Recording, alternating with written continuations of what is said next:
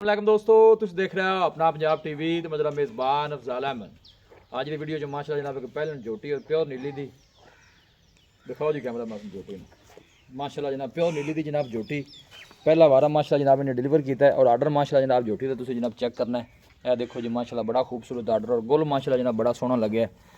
Pure नीली दी माशाल्लाह जनाब झोटी है, पहला वारा जनाब ने डिलीवर किया और पुट्ठे माशाल्लाह हड्डी झोटी की माशा एक हड्डी की जनाब झोटी पुट्ठा खुडा माशाल्लाह जनाब झोटी का चेक करना है और पुछल चेक करनी है बिल्कुल माशाल्लाह धागे वांगू बरीक है। देखो जी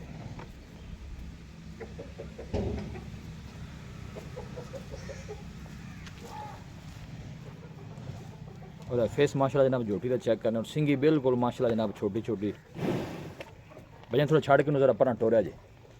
ये किन्ने दिनों की आज सब सुई हुई है झोटी? तकरीबन महीना हो गया सुई ने। बच्चा केड़ा है जी?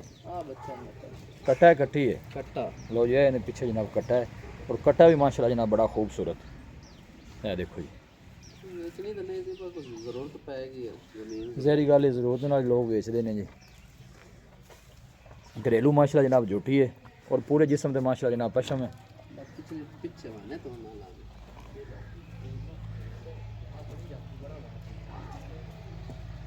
माशाल्लाह बड़ी जनाब खूबसूरत झोटी।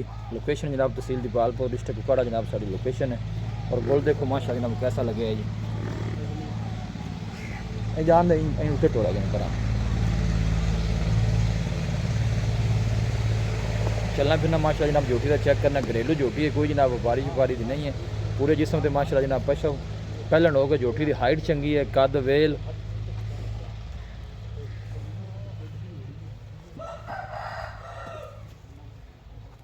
जान दो वापस मोड़ा जी। फेस माशाल्लाह जनाब चेक करना झोटी का और सिंगी माशाल्लाह बिल्कुल छोटी छोटी और गर्दन माशाल्लाह जनाब झोटी की चेक करनी है।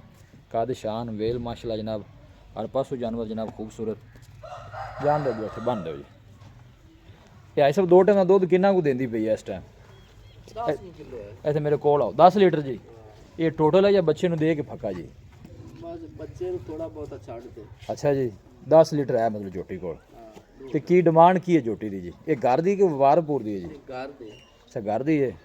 तो दसो कहते फाइनल जी पैसे जिन्ने दी आप बेचनी होई दस ने ज्यादा आप पैसे के दस। बस जहरी गल है जेडे पैसे तुसीं ले लेने ना वो दसो जी झोटी किन्ने दी फाइनल आप देनी? फाइनल 4,30,000 दे दे।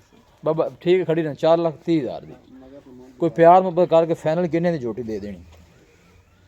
भाई ये सर मैं 10 देते पैसे मैं फाइनल करते 10 देते। कोई माड़ा मोटा प्यार मोहब्बत अगर है तो दस दो जी। प्यार मोहब्बत को 2-4 हज़ार का वादा घट हो जैसे बाकी है कोई नहीं है भी ज्यादा। अच्छा इन्हें पीछे कट्टा है दो टाइम तुसीं जेड़ा दुध दस्या कि 10 लीटर है 9-10 लीटर है सो बच्चे ਨੂੰ फक्का देगे इस तरह जी। हां जी ਤਾਂ ਰਾਬਤਾ ਨੰਬਰ ਦੱਸੋ ਜਿੰਨੇ ਦਾ ਬੰਦਾ ਤੁਹਾਡੇ ਨਾਲ ਰਾਬਤਾ ਕਰੇ ਝੋਟੀ ਖਰੀਦ ਸਕੇ ਜੀ। 0300 पूरा ठीक है 8520 ਇਹਨਾਂ ਦਾ WhatsApp ਵੀ ਹੈਗੀ ਜੀ ਜਾਂ ਕੋਈ ਨਹੀਂ ਜੀ? ਹੈਗੀ ਹੈ ਭਾਈ ਕੋ WhatsApp ਤੇ ਰਾਬਤਾ ਕਰਨਾ ਚਾਹੇ ਤੁਹਾਡੇ ਨਾਲ ਕਰ ਸਕਦਾ ਹੈ। ਹੁਣ 4,30,000 ਜੋ ਮੁਹੱਬਤ ਪਿਆਰ ਕਿਰਾਏ ਬਾੜੇ ਦੀ ਹੋ ਜਾਸੀ ਕੋਈ ਬੰਦਾ ਮੌਕੇ ਤੇ ਆਂਦਾ ਹੈ ਜੀ।